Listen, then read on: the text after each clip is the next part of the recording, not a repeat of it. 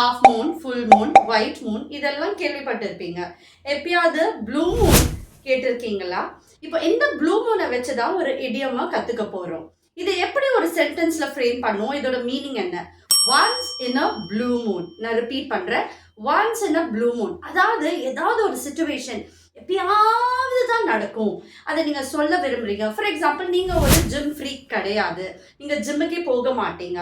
But நீங்க வந்து சொல்லணும் ஒரு மீட்டிங்ல that I am like it's just once in a blue moon I go to the gym. அதாவது எப்பயாவது தான் நான் ஜிம்முக்கே போவேன். யாராவது உங்க லைஃப்ல சிடுசிடுன்னு இருப்பாங்க, சிரிக்கவே மாட்டாங்க.